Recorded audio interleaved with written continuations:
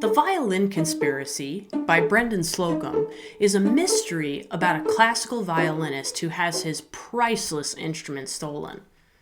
But is that all there is to it?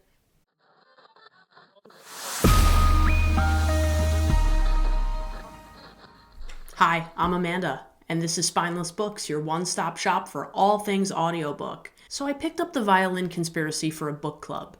I didn't know the author. I didn't know the blurb on the back of the book. I didn't even really know the genre. So I was pretty impressed when within a couple of hours into the audiobook, I was finding myself sticking with it. It was a pretty easy listen.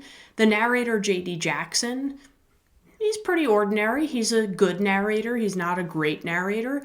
He changes the cadence and vocal inflection for each character. He does so without sounding like he's doing Jim Henson voices. And he does a pretty solid job of carrying the story along. Pretty quickly, I got a little frustrated with the pacing of the book. For example, there's a major plot point that becomes kind of incredibly obvious, like right away. And it took a really long time for that to be said outright in the book. And the whole time I'm thinking like, come on, we know, we get it.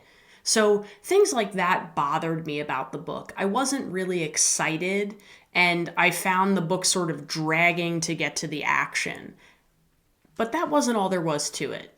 The story is about a young, black, classical violinist.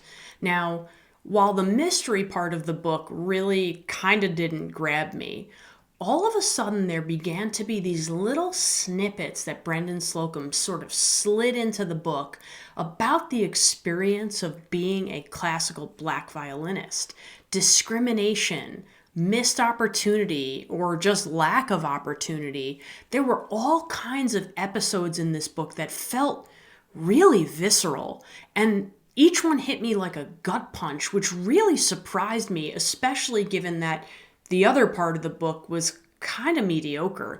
It was like listening to something that was so like da da da da da, and then all of a sudden you just get slammed with something.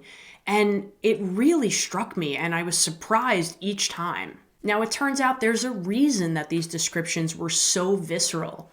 Brendan Slocum is a black classical violinist, and these episodes of discrimination in his fiction book are real, and they actually happen to him.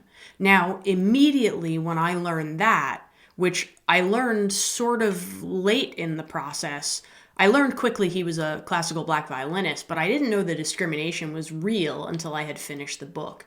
But boy, did that change my perspective on what I was listening to and how very, very important it was. Before I finished this book, I was describing it to a friend, and I said, it's not that great, but there's a lot of really interesting stuff to talk about in it. And now that I've finished it, I would say my description's fairly similar. I would just drop the it's not that great. There really was a lot in this book that was important, and while it is couched in a fiction story that is not the best, the messages in this book are critical, and I'm really, really glad that I read it. Is this book a masterpiece? In a way, yes, and in a way, no. But it's actually a perfect conversation starter when talking about bias, and I think this book is really brilliant in how it brings that forward. So will you try this book out? It's a simple read, it's really eye-opening, and there's a lot to unpack. Let me know in the comments, and remember, you might love what I hate and hate what I love, so make your own opinion, but thanks for listening to mine. Don't forget to like and subscribe. I'll see you next time.